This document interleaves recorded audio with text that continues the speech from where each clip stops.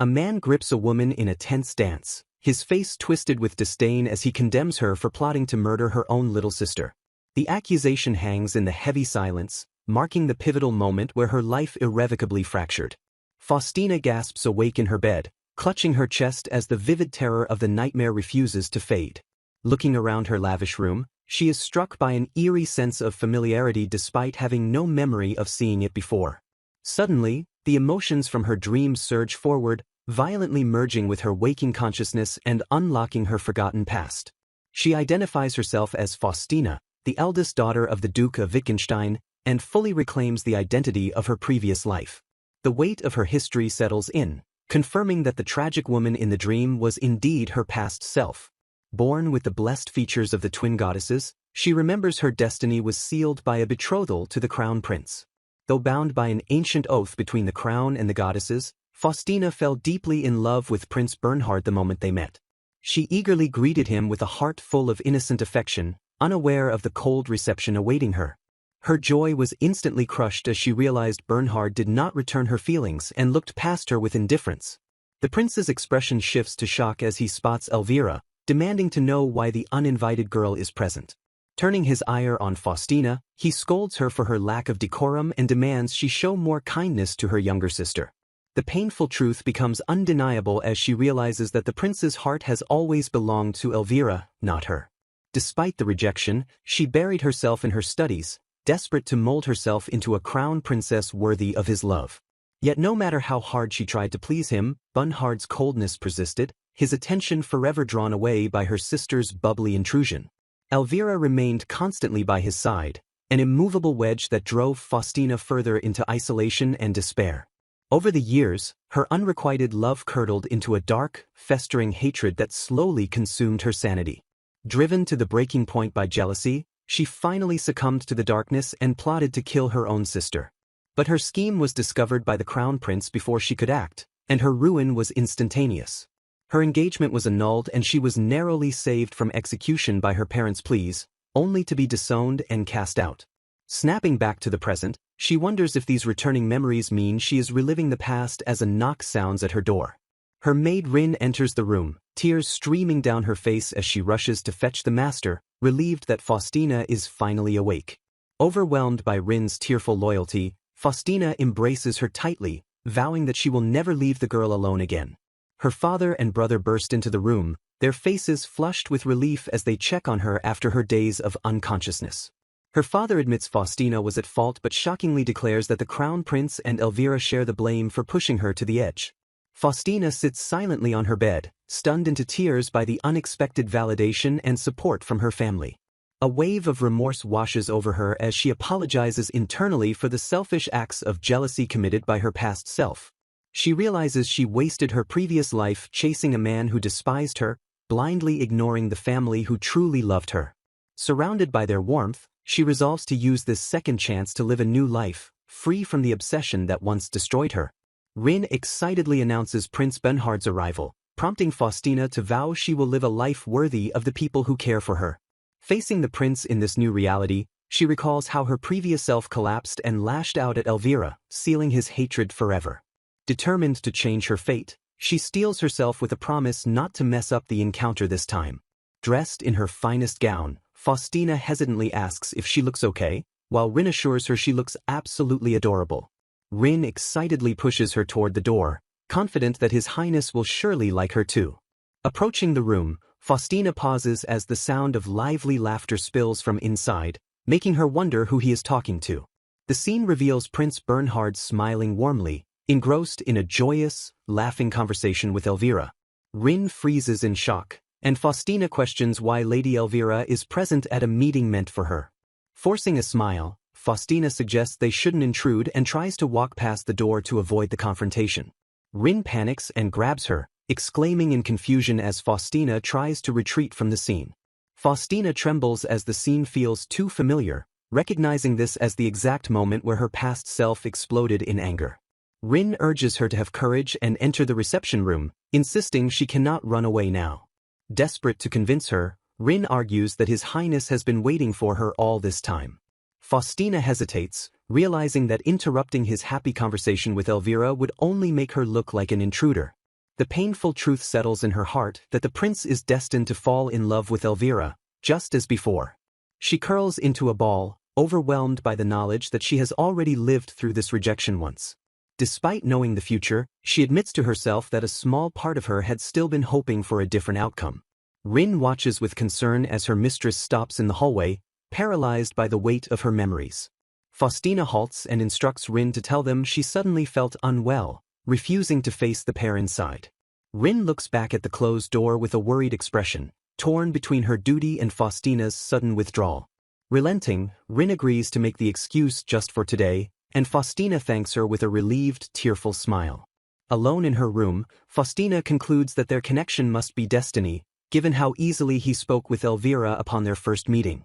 She bitterly realizes she was only chosen as a fiancée because she is the goddess's reincarnation, and there was never truly a place for her. Reflecting on her past crimes, she thinks she never would have resorted to such evil if she had known from the start that he loved Elvira. Memories surface of a past party where she confronted Bernhard for always being with Elvira and never dancing with his own fiancée. In the memory, Bernhard catches a stumbling Elvira in his arms, the chemistry between them undeniable. He tenderly asks Elvira if she is all right, displaying a kindness he never showed to Faustina. Faustina slaps her cheeks vigorously to dispel the gloomy thoughts and focus on the present. She opens a notebook titled, All About Faustina, and resolves to write down everything to avoid repeating her past mistakes.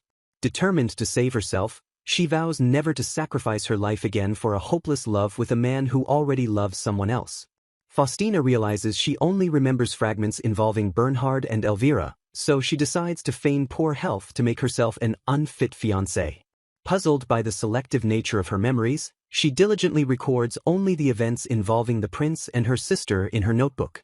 A few days later, Faustina hears Elvira happily chatting about overcoming her hatred of carrots.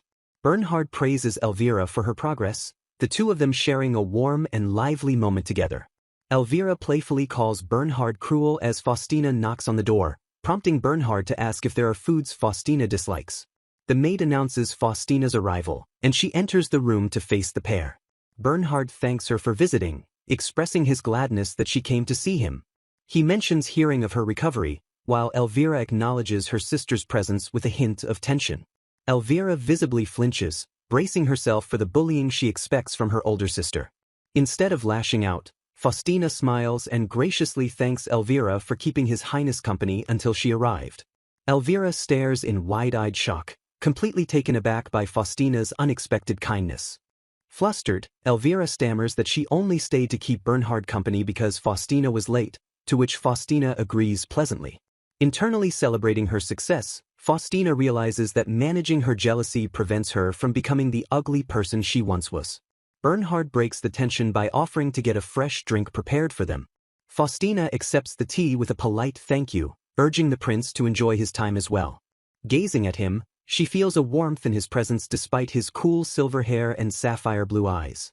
She admits that her love for him remains intact, persisting even after she regained the memories of the previous timeline. However, a pang of sorrow hits her as she reminds herself that his gentle eyes were never meant for her. Bernhard apologizes for the incident the other day where she fell ill, but Faustina reassures him it is all right. He smiles gently, telling her he is simply glad to see that she looks well today. Noticing her silence, Bernhard calls her name to bring her attention back to the moment. Faustina is stunned by his smile, realizing that in this timeline he does not hate her yet because she hasn't bullied Elvira. Misinterpreting her shock as frailty, Bernhard apologizes for pushing her, assuming she is not yet at full strength. Startled by his concern, she quickly asks for forgiveness, playing along with his assumption. She feigns sensitivity to the light to maintain the ruse, though she internally notes she didn't plan to take the act this far. Bernhard looks at her with genuine worry and asks if she is truly all right. He hands her a handkerchief, and she realizes that his gentle words and gaze were all she ever really wished for. She thanks him deeply, cherishing this single fragment of kindness as if it were everything. Bernhard blushes, caught off guard by the sincerity of her gratitude. He impulsively asks to know more about her likes to bring a gift, but she interrupts with a serious request. She asks him to promise that if he ever falls in love with someone else, he will tell her immediately. Bernhard stares at her in stunned silence, unable to process the unexpected weight of her words. Faustina plots to use his future confession as a way to respond honestly and break the engagement without resistance. She steals her heart with the knowledge that Prince Bernhard will only find true happiness if he is with Elvira. With her path clear, she solidifies her goal to break off the engagement for good. Faustina, reflecting on the parameters of her second chance at life, standing resolute in her decision. She grimly acknowledges that Prince Bernhard is destined to fall for her sister, reaffirming her plan to step aside. Bernhard interrupts her thoughts, hesitating for a moment before asking a question that catches her off guard. Looking her in the eyes, he quietly asks if she holds hatred for him in her heart. Faustina is stunned by the accusation and immediately denies it, assuring him she would never harbor such feelings. She analyzes his relieved reaction, realizing that in this timeline he does not despise her yet. Confused, Bernhard asks why she is pushing for an annulment if she truly doesn't hate him. Thinking quickly, she lies that a healthy, vibrant woman would be a much better wife for him than a frail invalid. Bernhard accepts her explanation with a sad smile, deciding to leave early so she can rest without strain. As he walks away, Faustina reminds herself that his kindness is temporary and he will eventually choose Elvira.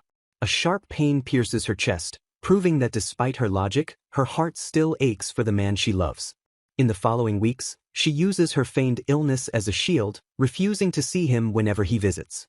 Yet, knowing he is in the house sits like a fishbone in her throat, a constant irritation she cannot swallow. She sits alone in the silence of her room, using the solitude to fortify the walls around her heart. The quiet is suddenly broken by the sound of angry footsteps storming down the hallway toward her door. Her mother bursts into the room, screaming Faustina's name with a face twisted in anger.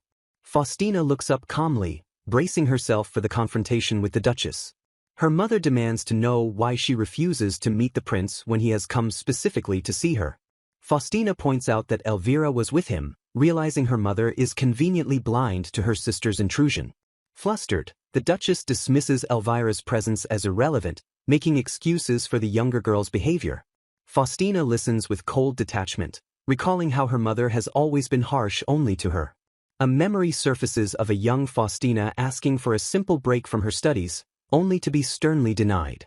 In the same memory, Elvira whines for a day off, and their mother immediately abandons her duties to play with her. Young Faustina was left behind in the study room, crushed by the lecture that she must suffer to become a perfect queen. Back in the present, Faustina realizes that it no longer matters whether her mother loves Elvira or hates her. She stares blankly at the woman screaming at her, feeling absolutely nothing where there used to be pain. She resolves to stop listening to her mother's unfair words, deciding she will no longer expect love from her. Her father suddenly intervenes, calling her name gently to break the tension of the scene. He looks at her with understanding and asks if seeing the prince with Elvira is making it difficult for her to speak. Leaning closer, he probes the depth of her feelings, asking if it is possible that she is jealous. A determined maid orders Faustina to present herself before His Highness, declaring that the time for avoidance has officially ended. Rin confronts her mistress about her repeated excuses, accusing Faustina of feigning illness to intentionally ignore her fiancé. The maid guilt-trips Faustina by revealing that the crown prince waits patiently every time, only to leave in visible sorrow when she fails to appear. Urging haste, Rin pushes Faustina to get ready immediately, noting that Lady Elvira is conveniently occupied with tea elsewhere. Faustina finally acquiesces to the demand, admitting that leaving the prince to wait alone would be unseemly. The prince calls out Faustina's name in surprise as she enters the room and apologizes for keeping him waiting. She freezes for a heartbeat in her elegant dress, stunned by the sudden encounter. Bernhard dismisses her apology with kindness, stating he is simply happy to finally see her despite her past refusals. A tender silence fills the air as the prince smiles warmly at her, easing the tension of their reunion. Over elegant refreshments, Bernhard shares the promising news that Neja's health is improving little by little. He explains that his brother, who is 1 year his junior, has been frail since birth and remains hidden from the public eye. Recalling Neja's wisdom from her past life, Faustina silently vows to protect him and ensure she causes him no trouble in this timeline. Bernhard thanks her for listening, and Faustina eagerly pledges the full support of her duchy to aid them if needed. The prince enthusiastically describes the new nutritious meal plan his chefs and doctors devised to build Neja's strength. Faustina laughs softly at his rambling, touched by the obvious affection and care he holds for his younger brother. Bernhard notes Elvira's absence with a smile, confessing that he is delighted to finally have breakfast alone with Faustina. Fearing he misses her sister, Faustina offers to call Elvira, but Bernhard quickly stops her and insists he prefers it this way. His expression turns serious as he sets down his cup, stating there is something more important he needs to ask. He confronts her about the fact that Lady Elvira is always present during his visits, asking if this arrangement is Faustina's doing. Bernhard bluntly asks if she sends her sister to greet him because she dislikes him, shocking Faustina into a vehement and frantic denial. Faustina vehemently denies the accusation, assuring His Highness that it is absolutely untrue that she does not wish to see him. Bernhard gently counters by revealing he asked her brother about her health after her repeated absences, catching her in her web of excuses. She freezes in mortification as she recalls her brother telling the prince she merely suffers from stomachaches caused by snacking too much every day. Bernhard stares at her with piercing intensity, demanding to know what this means and why she pretended to be sick when she was perfectly healthy. Gazing into his cold eyes, Faustina is suddenly struck by a terrifying memory of the prince from her previous life. The traumatic vision flashes before her, showing a furious Bernhard seizing her arm and accusing her of plotting to kill her own sister. Shaken by the past, she stammers an excuse, claiming she stayed away because he and Elvira seemed to be having such a wonderful time. She lowers her gaze, whispering that she simply felt she shouldn't intrude on their bond. Panic instantly sets in as she realizes her words sound like a jealous outburst, and she flails internally at her own clumsiness. Desperate to salvage the mood, she quickly admits that despite everything, she truly enjoyed spending time with him today. Bernhard blushes deeply, confessing that the visit was fun for him because Elvira had already told him so much about her. Faustina stares at him in utter disbelief, stunned to hear that her sister has been talking about her to the prince. A heavy silence falls between them as the weight of his confession sinks in, leaving Faustina wide-eyed with shock. The sheer impact of the moment leaves her breathless, her mind racing to process the shift in their dynamic. Back in the safety of her room, Faustina tucks herself into bed, wondering if talking about her was truly the reason for his happiness. She kicks her legs in frustration, flustered by the realization that he actually wanted to see her all along. Her thoughts drift to her past mistakes, and she reaffirms that her true desire in this life is to avoid trouble. Sitting up with resolve, she declares that she will not hurt the prince or her sister, aiming instead for a peaceful, amicable annulment. Overwhelmed by conflicting emotions, she buries her face in her pillow and screams, haunted by the memory of his gentle smile. She blushes furiously, admitting to herself that she likes him, but resolves that this time, everything will be fine. Bernhard and Nej stand side by side, portrayed together in a regal illustration. Bernhard admits with a shy blush that the visit was genuinely fun because he learned secrets about Faustina that only her family would know. Faustina turns bright red, flustered and embarrassed by his unexpected candor. The maid notices Faustina's flushed face and asks if she is all right, but Faustina quickly dismisses it as nothing. Convinced Bernhard will eventually fall for her sister, Faustina resolves to aim for an annulment, but a sudden knock at the door interrupts her scheming. A maid announces a visitor as Faustina reflects on her second life and Bernhard's strange interest in her. Her mother enters the room, wearing a stern expression that instantly puts Faustina on guard. Faustina coldly asks what she wants, noting internally that she has avoided her mother since their recent conflict to escape unfair criticism. The Duchess offers to have new dresses made, but Faustina bluntly refuses, stating she still has plenty she has never worn. Her mother looks visibly dejected by the rejection, murmuring a quiet acknowledgement before falling silent. The maid asks if that was wise, but Faustina insists it is fine since she rarely attends tea parties anyway. She recalls how she used to wear flashy dresses to be worthy of the prince, but now she prefers simple designs that allow for easy movement. The maid points out the rarity of her mother visiting personally, making Faustina wonder if she was wrong to refuse the invitation. Faustina begins to hope that perhaps her mother was trying to reach out and reconcile with her. Elvira shatters the peace, bursting in and screaming that her sister is awful. She furiously demands to know why Faustina failed to inform her that His Highness visited yesterday. The accusation hangs in the air as tension spikes between the two sisters. Elvira yells that she never would have gone to tea with their mother if she had known Faustina was alone with the prince. Faustina coldly retorts that there is nothing to tell, as the prince came solely to deepen ties with his fiancée, and Elvira was not invited. Elvira feigns shock, crying out that this is cruel and exactly like the scene from last time. She breaks into loud, theatrical sobs, wailing that she only wanted to get closer to His Highness Bernhard. The maids panic and try to calm the hysterical girl while Faustina watches dispassionately. Their mother rushes in upon hearing the commotion, calling out to Elvira in concern. She immediately comforts the crying girl, ignoring Faustina to console her favorite daughter.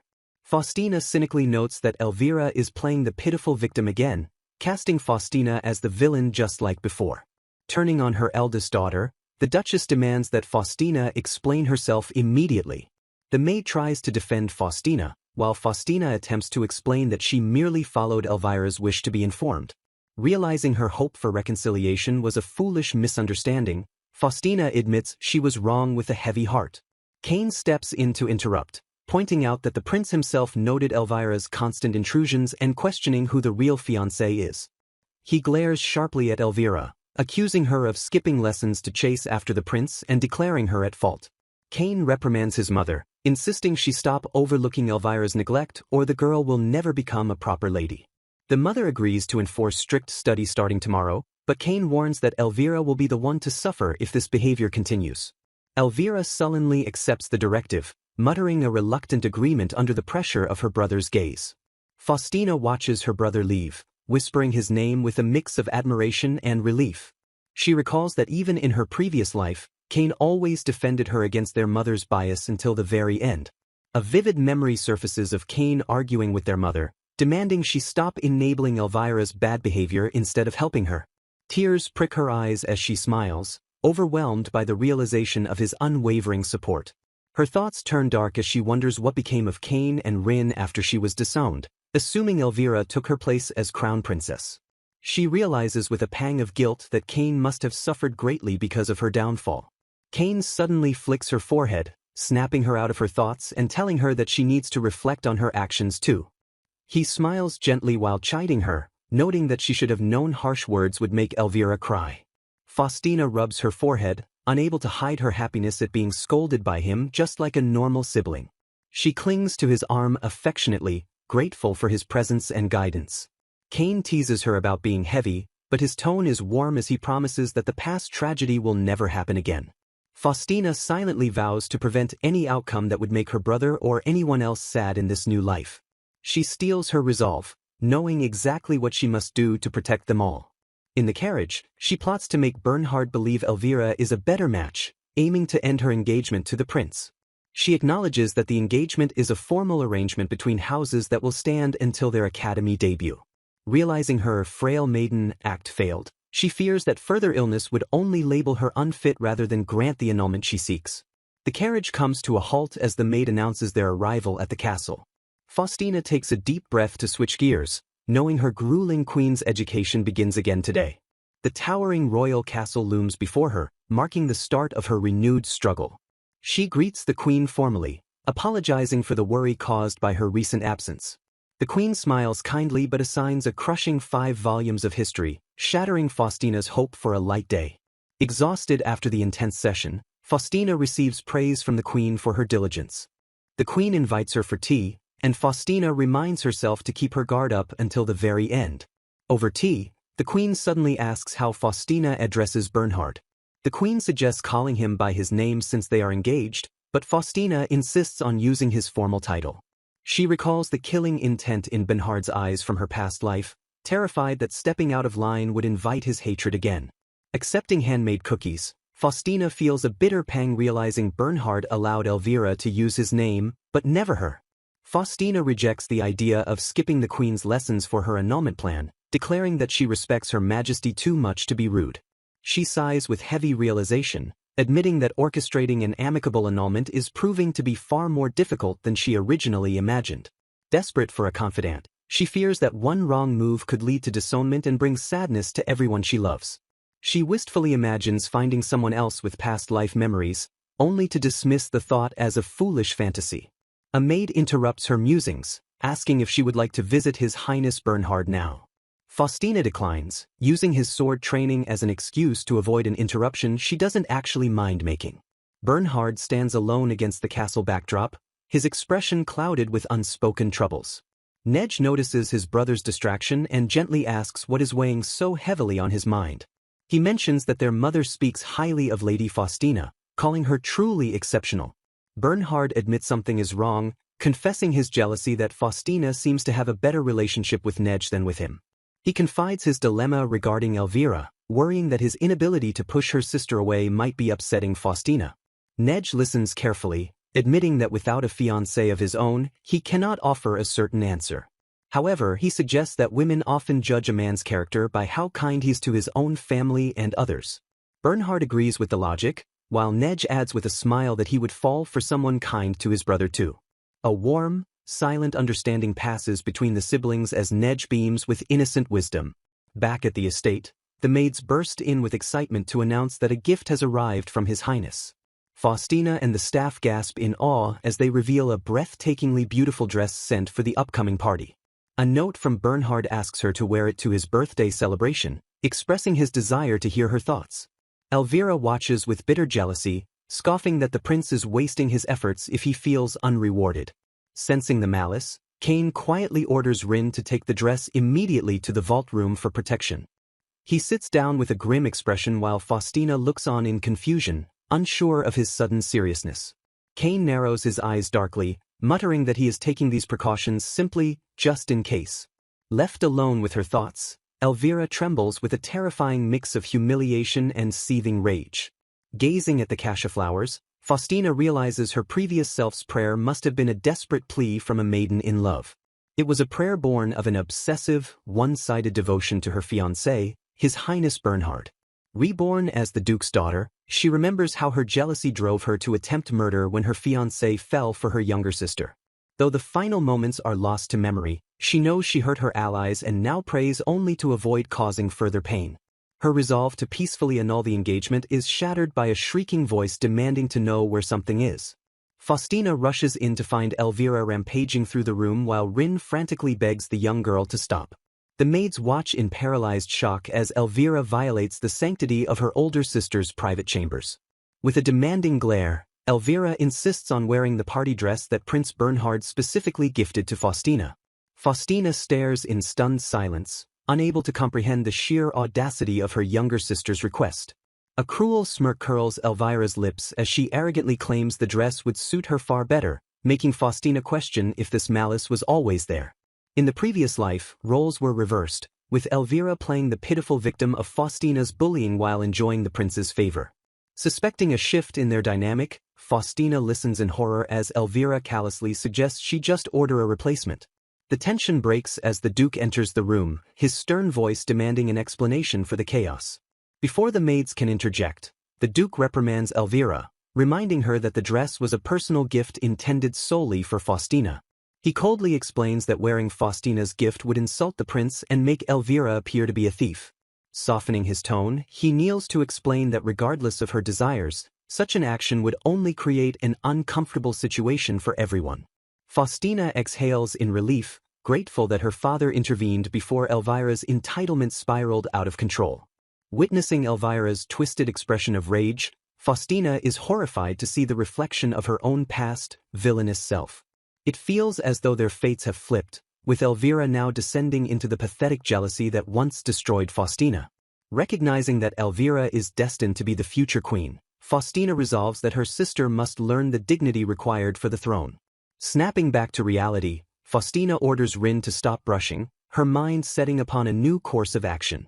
She demands a modest look for the prince's birthday party, though her maids are determined to make her shine brighter than ever. She recalls how she once poured everything into looking perfect, only for the prince to ignore her in favor of her sister. That past frustration had culminated in her throwing juice on Elvira, an act that earned her nothing but the prince's deepening hatred. Armed with these memories, she vows to avoid that tragic future and scoffs at how pathetic her past behavior truly was. Arriving at the glittering venue, her sole mission for the night is to survive the event without a single dramatic incident. The Duchess offers hollow comfort to a sullen Elvira, insisting the dress she chose suits her perfectly. Faustina enters the scene, radiating a calm elegance that contrasts sharply with the tension in the air. While Elvira seethes with visible irritation, Faustina maintains a serene composure, refusing to be baited by the mood. Faustina genuinely compliments Elvira's appearance, but her sister snarls back, convinced the praise is nothing but mockery. Faustina praises Elvira's appearance, noting that the dress brings out her hair color beautifully, which leaves her younger sister stunned and blushing. While Faustina internally admits that Elvira looks like a delicate fairy picture book princess who could easily captivate the prince, Elvira awkwardly accepts the compliment with a dismissive remark.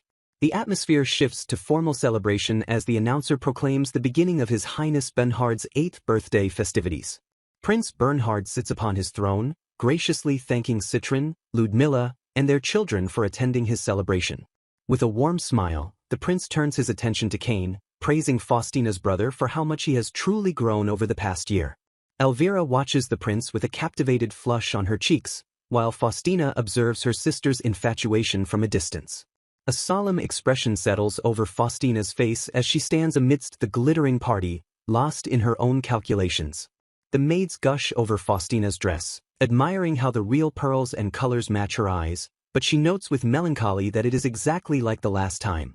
Gazing at the chandelier, she thinks that no matter how luxurious the dress is, it is meaningless if it fails to charm the one person she loves. She resolves to simply stay put and behave, determined to avoid the disastrous fate of throwing juice at Elvira like she did in her past life. Her solitary vigil is interrupted when Prince Bernhard suddenly appears and calls out her name, startling her completely. Bernhard breathes a sigh of relief and blushes, confessing that he is incredibly thankful to have finally found her amidst the crowd. When asked what she is doing, Faustina lies with a smile, claiming she is simply watching the others rather than admitting she is trying to fade into the background. Bernhard gazes out at the ballroom, speaking solemnly of their duty to guide and protect not just the nobles, but every person living in the capital. He admits he still lacks knowledge but promises to study harder, asking Faustina to lend him her help when the time comes for him to lead. Faustina looks at him with deep respect, knowing he has the talent to match his fate and that he never uses his status as an excuse to be lazy. Recalling how she watched him even when he hated her, she is snapped back to the present when he extends his hand and asks her to dance, causing her to panic. Bernhard leans in close to her ear, his presence overwhelming as he gently encourages her despite her hesitation. As they begin to move, he whispers his gratitude, telling her how happy he is that she donned the dress he gave her. He compliments her warmly, saying it looks wonderful, but Faustina feels a pang of doubt, noting that he had been looking at Elvira earlier. Bernhard locks eyes with her, confessing that while they are dancing, he finally has the courage to look straight at her. Faustina is left breathless and blushing, her heart pounding from the sincerity in his gaze. As the dance concludes, she hastily apologizes and tries to retreat, overwhelmed by the moment. They part ways with mutual smiles, both admitting that they had fun sharing the dance together. A waiter approaches Faustina with a tray, offering her a drink now that she is alone. The atmosphere shatters instantly as Faustina spots Elvira approaching with a dark, determined energy. A glass of dark liquid is violently knocked over, splashing chaos across the scene as a scream pierces the air. Elvira stands drenched in the liquid, her face twisted in a performance of victimhood as she loudly accuses her sister of being cruel. Staring at the stains spreading across the dress, Faustina realizes with horror that the timeline has corrected itself to repeat the exact same scene as before. Elvira wails that Faustina bumped into her to throw the juice, while the surrounding crowd begins to murmur in judgment of the villainous sister. A cold voice cuts through Faustina's shock, scolding her for never learning from her mistakes, confirming that her reputation is once again in tatters. In a separate, tender moment removed from the chaos, Faustina shyly addresses the prince in a bonus memory. Bernhard looks at her with pure affection, insisting that he is the one who should be thanking her because he truly loves the dress. He admits he imagined how stunning she would look, but seeing her in reality surpassed even his wildest expectations. Faustina is left speechless, her face flushing crimson at the intensity of his praise. They stand together in a quiet loop of gratitude, thanking each other repeatedly in a moment of perfect harmony. The two share a bright, genuine laughter, their bond shining clearly in this hidden moment of joy. Two versions of Faustina stand back to back in the artwork, capturing the tension between her tragic past and her determined present. Faustina freezes as the scene mirrors her past trauma perfectly, while Elvira immediately plays the victim and accuses her sister of cruelty. Feigning tears, Elvira loudly claims that Faustina shoved her out of petty envy for her dress, drawing the attention of the entire hall. Faustina maintains her composure, asking if Elvira is unhurt while firmly stating that it was Elvira who bumped into her. Internal narration reveals that in her first life, consumed by jealousy over losing Prince Bernhard, she had indeed bullied her sister relentlessly. Having repented for the sins that led to her exile, Faustina is horrified that history is repeating itself despite her innocent intentions.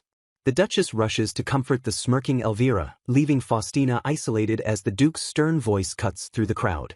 The Duke demands an explanation but prioritizes getting Elvira changed, prompting the younger girl to lie and claim Faustina shoved her from behind.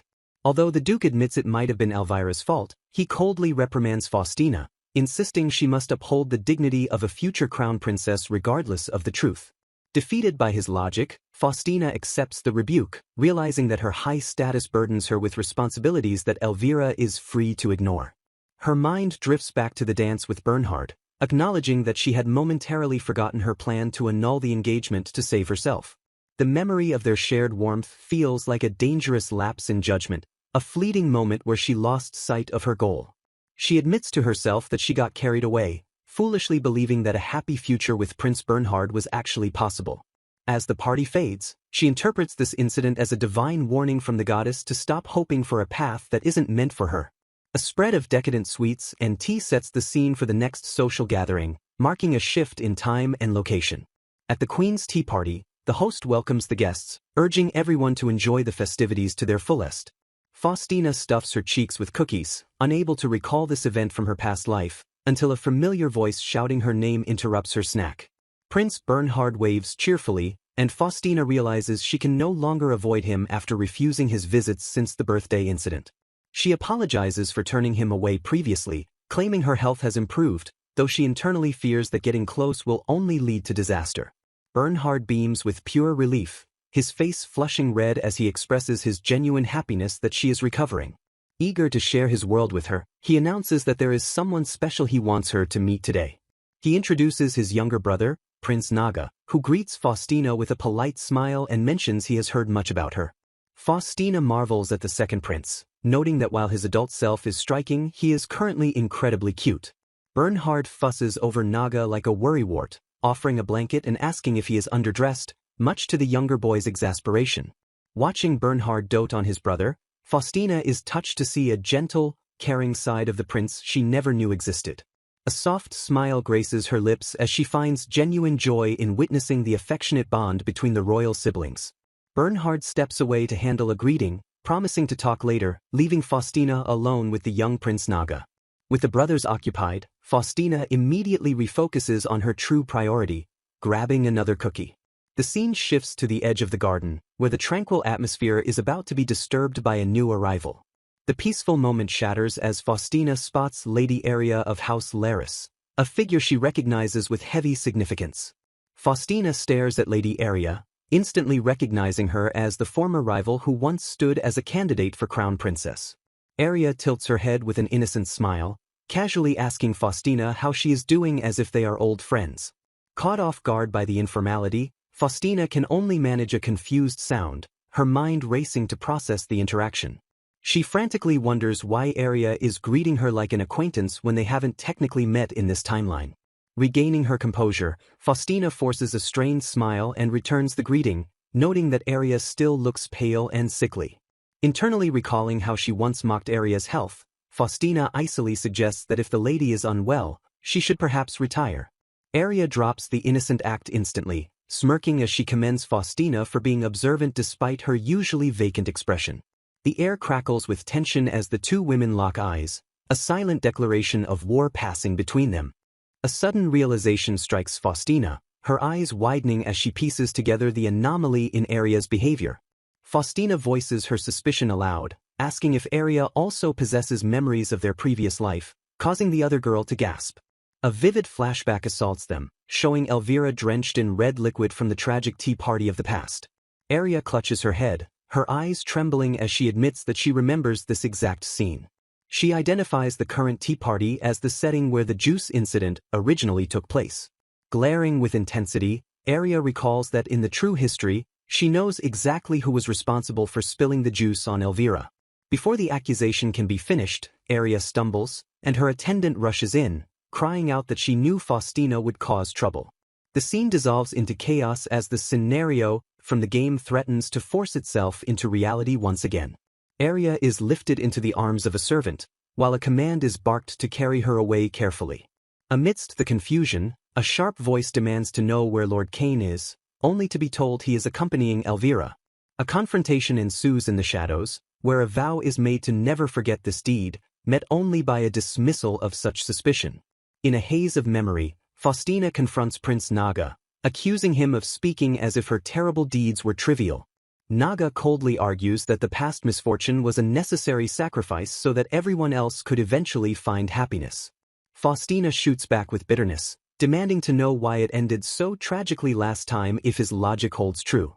She reflects that in that singular moment, her adoration for her brother was eclipsed by a burning hatred for the prince. The memory shifts to Naga demanding a promise that she will not repeat her mistakes if her engagement to Bernhard is annulled. Faustina wakes in her bed to the sight of Rin, who gently asks if she would like something to drink. Seeing her mistress's distress, Rin hurriedly suggests bringing some flowers to cheer her up. Faustina declines the fuss, asking instead for a simple book from the library to distract her mind.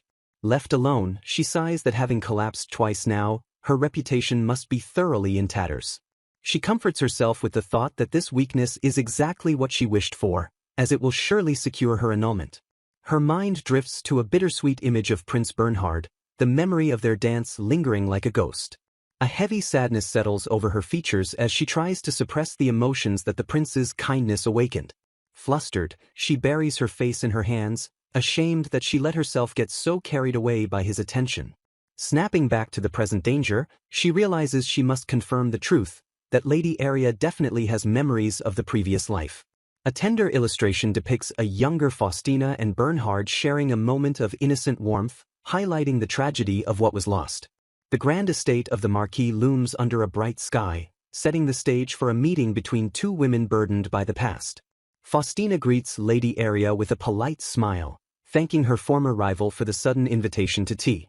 Arya returns the pleasantry, though she internally chastises herself for nearly slipping up and revealing too much too soon. While the tea is served, Faustina calculates that this meeting works perfectly for her own agenda despite the surprise. Cutting through the pleasantries, Faustina asks point-blank if the woman sitting before her is truly the Lady Arya from her memories. Arya drops the facade with a knowing smile, confirming that she too possesses memories of their previous lives. She admits to recalling most details, including how Faustina's engagement was broken after the prince fell for Elvira. Faustina reciprocates the honesty, confessing that she tried to kill her sister out of jealousy, failed, and was subsequently exiled. A heavy silence falls as Faustina asks the one question haunting her: does Arya know exactly how she died? Arya looks away comfortably before confirming that Faustina did indeed die, a truth that stings even when expected. Desperate for closure, Faustina leans forward and begs to know the cause of her death so she can finally move forward. Arya closes her eyes with a solemn expression and simply states that she does not know the answer. She explains that she only heard about the death through rumors, leaving Faustina stunned by the lack of information. Arya justifies her ignorance by reminding Faustina that as a Marquis's daughter and a fallen noble, they lived in completely different worlds. Faustina accepts this quickly, pivoting to ask what happened to the rest of the world after she was gone. Arya reveals that the Crown Prince eventually married Elvira a year after she graduated from the academy. She adds that the former duke retired to the countryside, leaving Faustina's brother to inherit the title and manage the estate. When Faustina asks what became of Arya herself, the silver-haired girl hesitates before staring into her teacup. Arya quietly confesses that she was taken into the palace, but only as a concubine to the Crown Prince. Faustina is horrified to realize that the proud Lady Arya was reduced to a concubine just to cover for Elvira's negligence. It becomes clear that Elvira was so spoiled by their mother that she never studied, resulting in a queen who couldn't perform her duties. Arya admits she felt ashamed as an elder sister figure, watching Elvira become a total failure of the ducal house. Switching the focus, Arya demands to know why Faustina still clings to the engagement when she knows how cruel the prince can be. Faustina waves off the concern, revealing she has already collapsed twice and is certain the prince will annul the engagement soon. Arya studies her guest's face, asking softly why Faustina looks so incredibly sad if this is what she wants.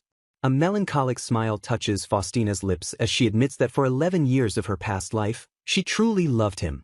She confesses that erasing feelings held for such a long time is not a simple task, no matter the betrayal. Arya watches her walk away, noting that even though the prince despised her, Faustina never stopped chasing him in the end. Faustina resigns herself to the narrative, believing that Bernhard and Elvira are destined to be drawn together while she is cast aside. A stained glass window depicts a silhouette of a couple, casting the ominous shadow of fated lovers over the present moment. Arya breaks the silence by asking if Faustina intends to become the crown princess, to which Faustina bitterly mutters about fate. Faustina gives a firm no, rejecting the path that led to her previous ruin without hesitation. She explains that Bernhard is unlikely to choose Elvira again, so the role will probably fall to Arya, whom she cannot support. Arya spits out her drink in a most unladylike fashion, shouting that she has absolutely no interest in that position anymore.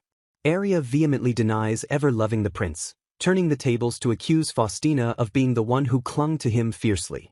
While admitting the political advantage, Arya declares she won't be crown princess, prompting Faustina to ask about her queen's training. Arya flinches visibly, caught in a contradiction between her current actions and her stated lack of ambition. Faustina shrewdly deduces that Arya projects an ideal mother figure onto the queen because she is starved for affection. Arya stammers before admitting the truth, confessing she would feel guilty wasting the queen's time and training efforts otherwise.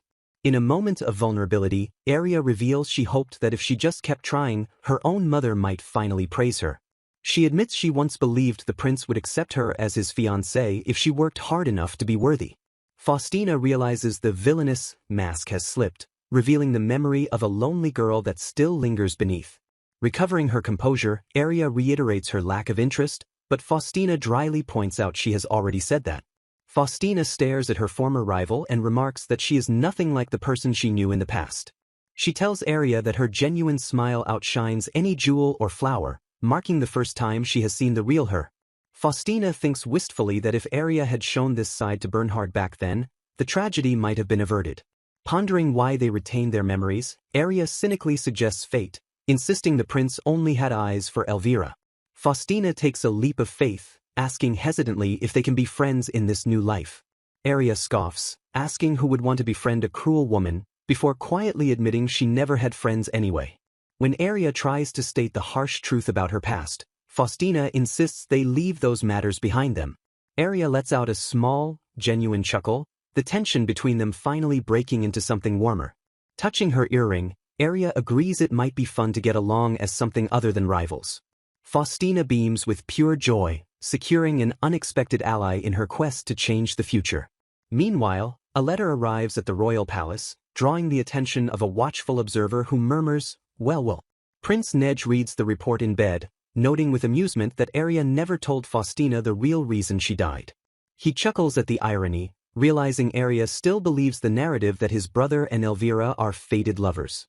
Scheming in the shadows, he decides to nudge his brother toward Elvira to ensure the better match wins. The next day, Faustina sits with her father, the Duke, to discuss an urgent and important matter. Her father looks grave and asks her to listen calmly, signaling that the news is not what she hopes for. He drops the hammer, announcing that the engagement to the crown prince will continue and there will be no annulment. Faustina's world collapses into a void of despair as she faints from the shock of her escape plan failing. A tender illustration captures the bond between sisters, possibly hinting at the innocence lost before the tragedy began.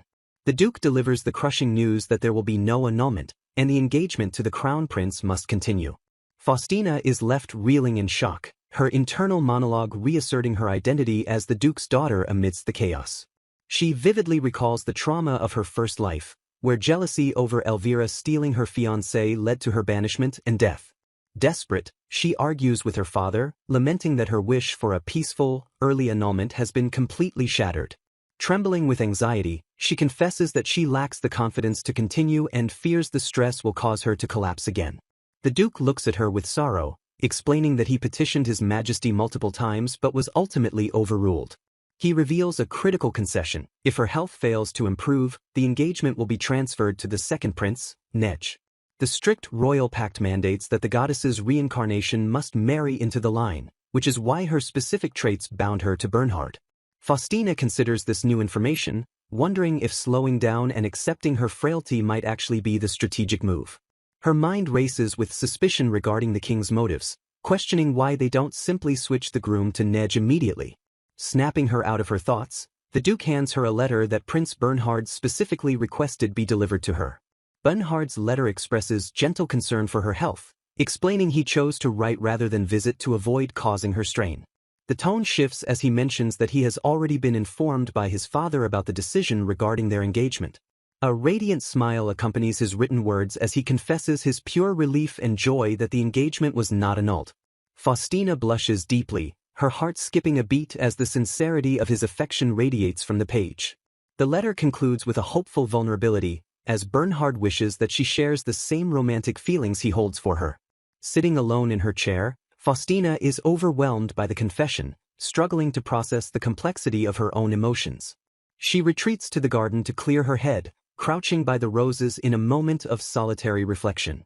Her peace is interrupted by a familiar voice as Elvira approaches her with a darkened expression.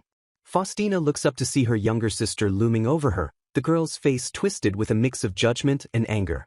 Elvira wastes no time in scolding her, demanding she stop being selfish and causing trouble for their parents. With a dramatic gesture, Elvira declares it disgraceful for a frail woman to cling to the position of Prince Bernhard's fiancée. She ruthlessly points out that someone who faints twice cannot be crowned princess and that His Highness deserves someone better.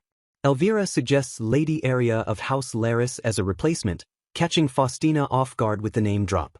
The facade cracks as Elvira screams, "Why not me?" revealing the jealousy bubbling beneath her logical arguments.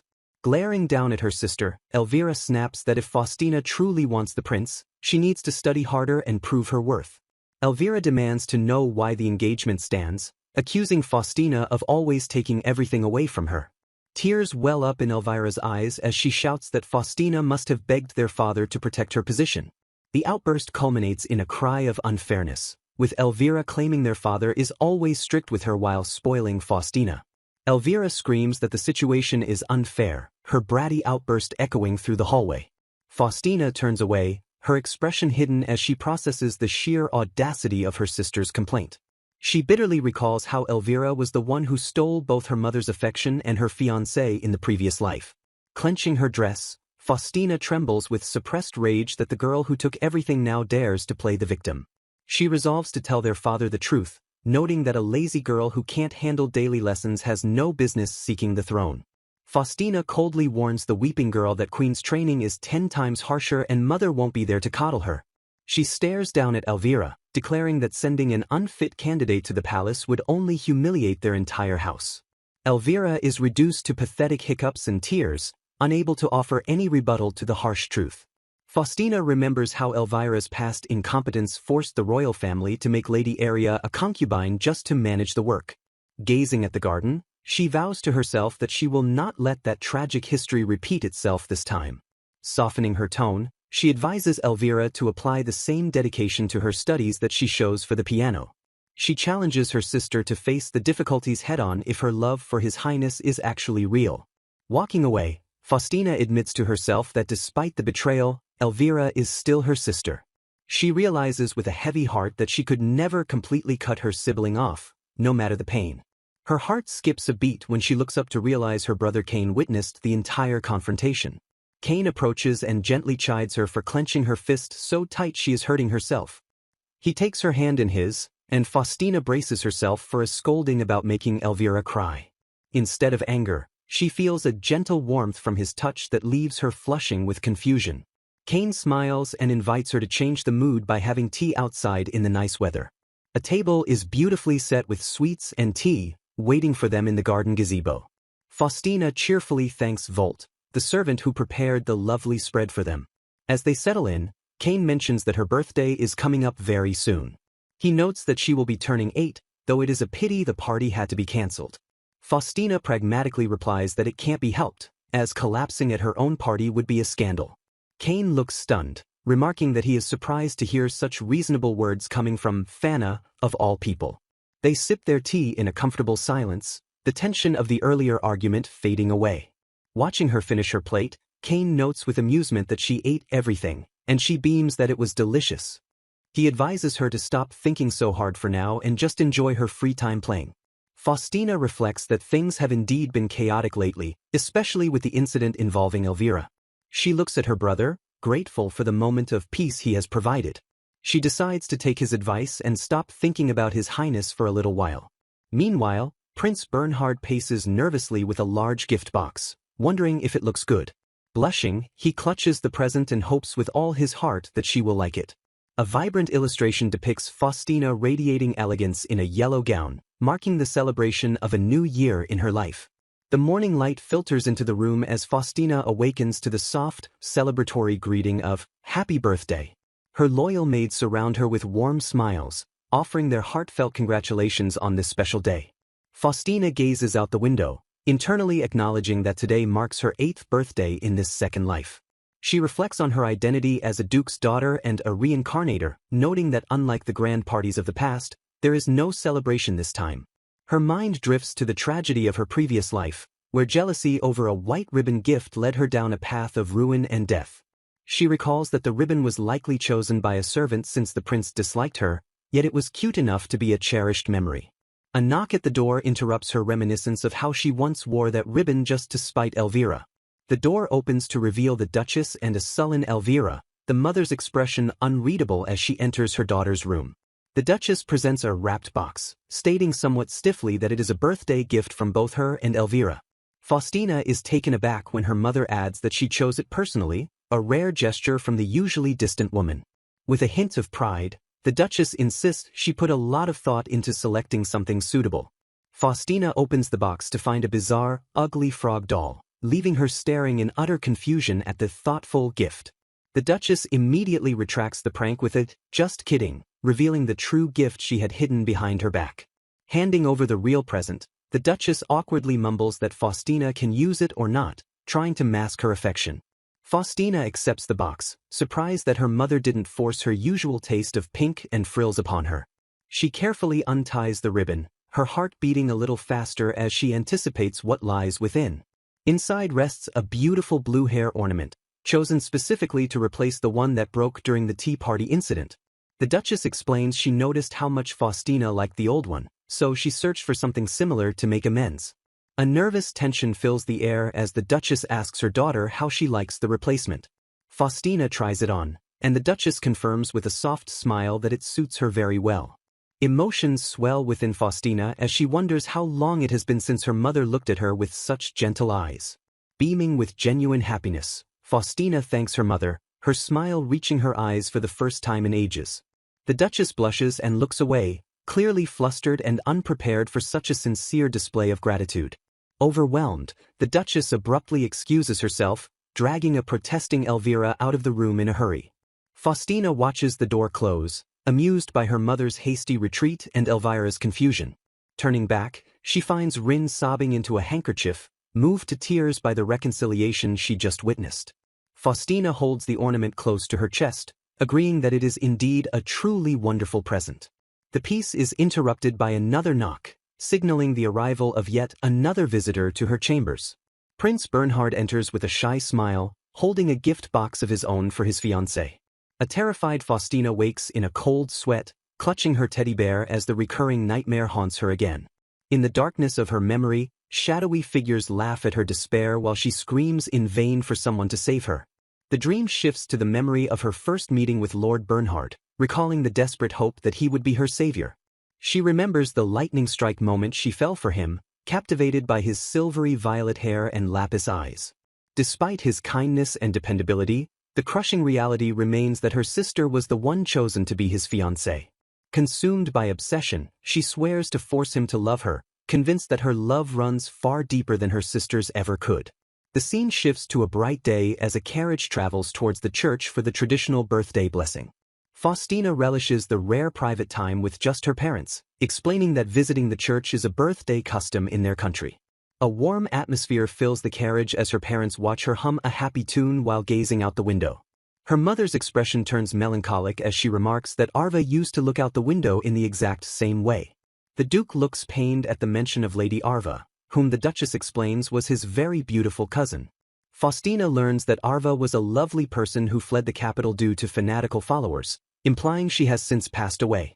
The somber conversation ends as the carriage arrives at the Grand Cathedral under a bright blue sky.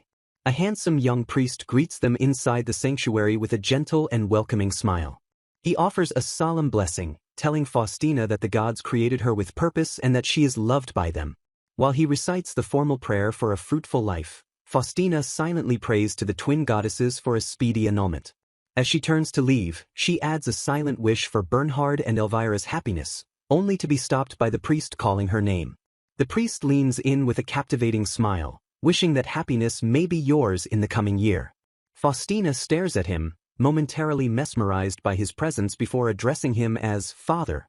The Duke calls for her to return, and the priest politely offers to escort the family back to their carriage. As the carriage pulls away, Faustina glances back to see the priest waving goodbye with a mysterious expression. Night falls over the ducal estate, wrapping the mansion in a peaceful silence after the day's events. Faustina reflects on her perfect day, thrilled by the abundance of gifts and the double cake celebration at dinner. Her mind drifts to the priest's intense gaze, feeling as though he had wanted to tell her something important. A knock at the door interrupts her thoughts, and she wonders if the priest has somehow followed her. It is Volt, the butler, who enters with a tray of herbal tea to help her sleep soundly. Faustina thanks him and accepts the tea, unaware of the danger lurking behind his helpful facade. Moments later, the door clicks shut as Volt carries an unconscious Faustina in his arms, her body limp from the drugged tea.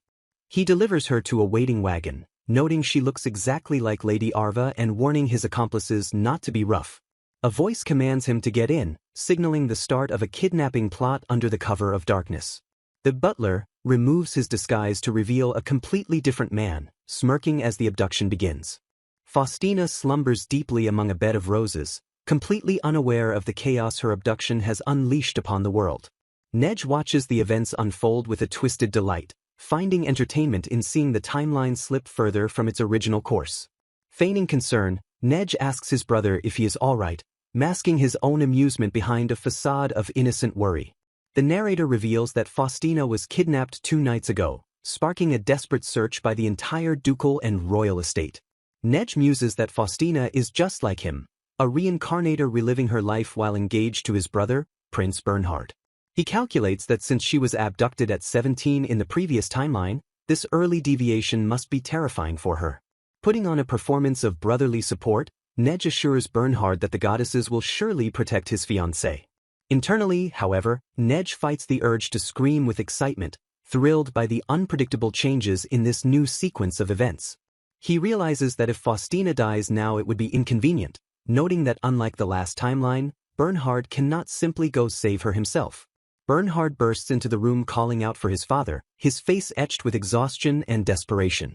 Nej intercepts him with a calm greeting, observing that his brother looks thoroughly drained from the search. With a serious expression, Nej asks the maids to leave the room so he can speak with his brother privately. Leaning in close, Nej whispers the precise location of the prison, revealing she is held in the port town of Sassa Biccolina. Nej smiles innocently while Bernhard stares at him in shock, stunned by the sudden and specific information. Nej defensively claims he is not the culprit and has no reason to harm her, leaving the decision to trust him entirely up to Bernhard. Bernhard scrutinizes his younger brother, weighing the suspicious accuracy of the tip against his desperate need to save Faustina. Deciding that the information is too specific to be a mere lie, Bernhard declares he will trust Nej and rushes off. Left alone, Nej watches his brother depart with a satisfied smirk, his manipulation successful. Meanwhile, at the Duke's estate, a haggard Kane is confronted by his mother, the Duchess. The Duchess orders him to return to his room and wait, noting that he has aged years in just 2 days of worrying. As Kane walks down the hall, he runs into Lynn, who is carrying a stack of books with a solemn expression. Lynn stops him to ask if he is resting, but Kane brushes off her concern, insisting they must find Faustina immediately. Overcome with emotion, Lynn breaks down in tears, imagining how scared and lonely her mistress must be right now. She collapses to the floor sobbing, while Kane gently assures her that the kidnapping is not her fault. The scene shifts to the port town of Sassa Biccolina, where the peaceful streets hide the dark reality of Faustina's imprisonment. Inside the hideout, the kidnappers discuss their captive, confused that she hasn't woken up despite the drug not being that strong. They peer closely at the sleeping girl, wondering if they perhaps used too much of the sedative. Suddenly, Faustina begins to mumble in her sleep, ordering apple pie, mushroom pie, and duck, leaving her captors completely baffled. The door to the room creaks open, signaling the arrival of the mastermind behind the abduction. The man enters and stares at the sleeping girl, gasping her name as Lady Arva, clearly mistaking Faustina for her aunt. A menacing voice warns Volt from the shadows, ordering him not to get too close to the captive carelessly. The boss hisses a sharp rebuke, warning that if the girl wakes up and screams, it will cause a massive headache for everyone. Seething with classist disdain, the boss complains that a nameless orphan, like Volt, dares to handle the Duke's noble daughter. He orders Volt to keep a strict watch on her while they finalize their escape route to flee the country. The boss sneers, warning Volt not to get any ideas, just because the girl resembles the beautiful Lady Arva. Volt looks down at the sleeping Faustina, noting with a mix of relief and pity that she sleeps incredibly soundly. He muses that her resemblance to that Arva is a curse, as it attracted the attention of a pervert like the boss. Resigned to his grim duty, Volt mutters that he has prepared for the worst and will buy as much time as possible. He steels himself to handle any tears or clumsy escape attempts the moment she finally wakes up. The wagon rumbles through the night, carrying the unconscious noblewoman further away from the safety of her home.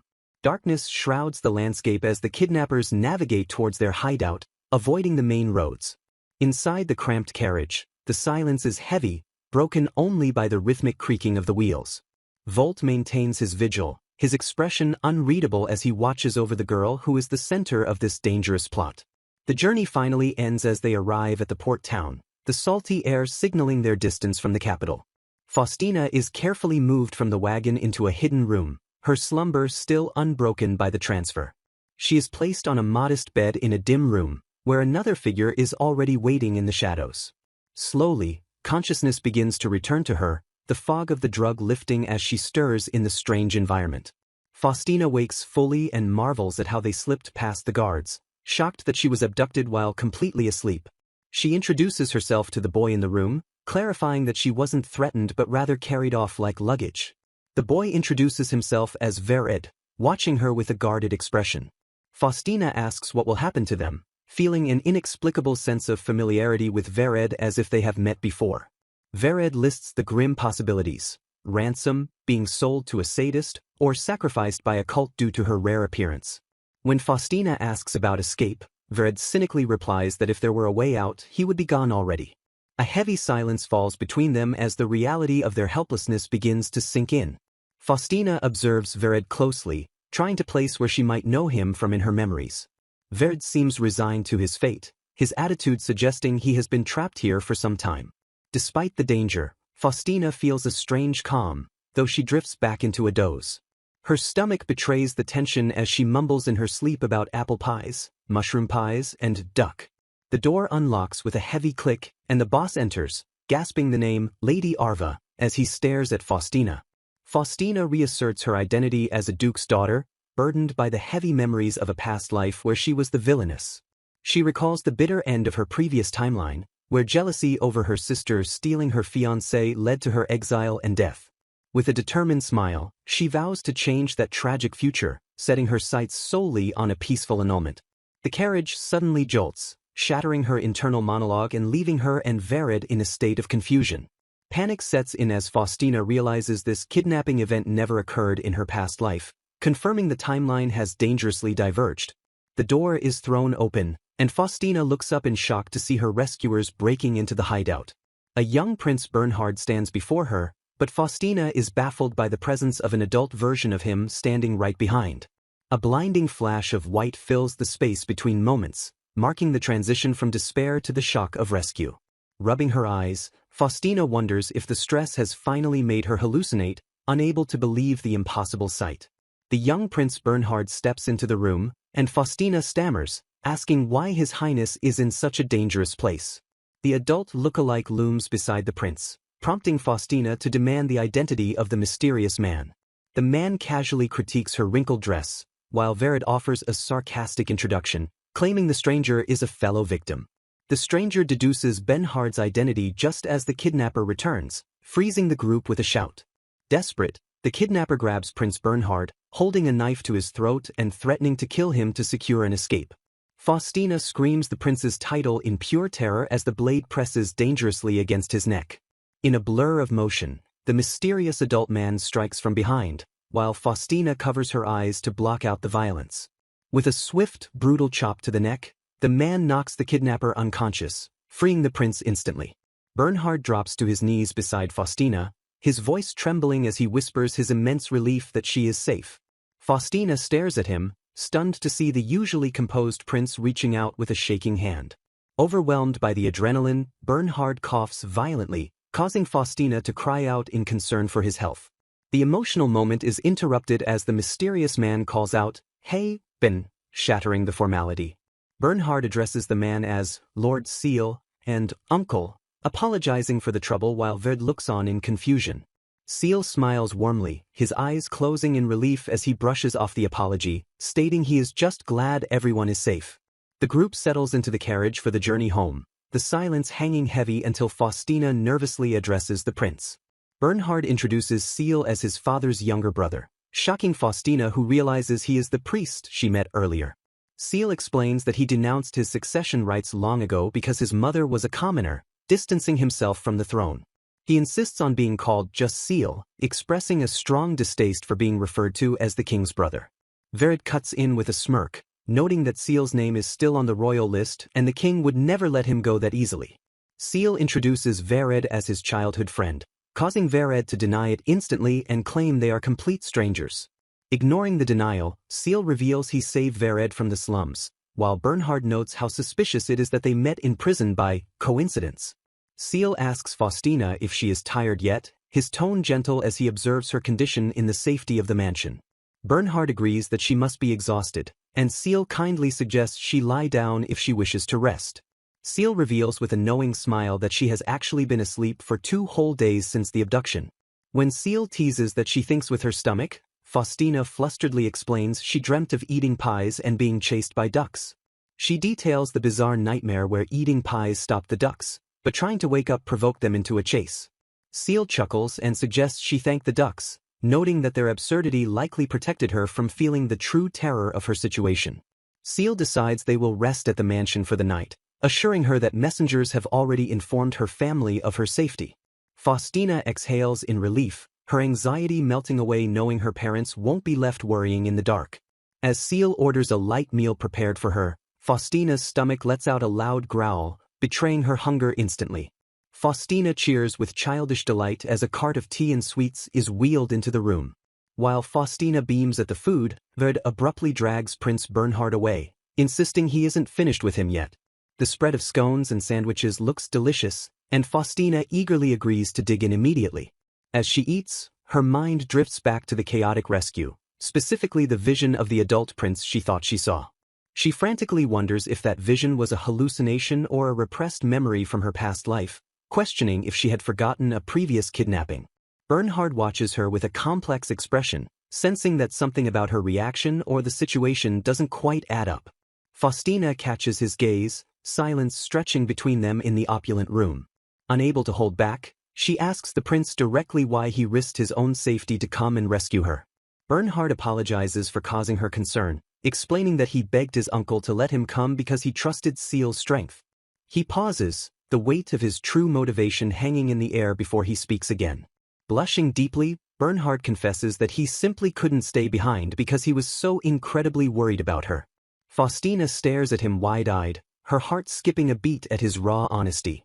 His expression turns somber as he admits his recklessness, realizing that if he had been hurt, Seal and the guards would have borne the blame. He laughs nervously, predicting that his father, the king, will surely have a harsh scolding waiting for him upon his return. Faustina gazes at him, moved by the fact that he prioritized her safety over his own standing and safety. Breaking into a radiant smile, she places her hands over her heart and tells him she is truly happy he came for her. Bernhard freezes, completely struck dumb by the brilliance of her genuine smile. His face erupts in a blush as he internally screams about how absolutely cute she is in this moment. Flustered and stammering, he struggles to form a coherent sentence in response to her gratitude. The two share a tender, shy moment, their bond deepening in the quiet aftermath of the danger. The scene shifts to a darkened room where Seal pours a glass of wine and sharply addresses Vered. Dropping his pleasant facade, Seal demands to know why Vered allowed that child to be placed in such grave danger. Vered leans back with a mysterious smirk, simply replying sure, as if he has a much larger game in mind.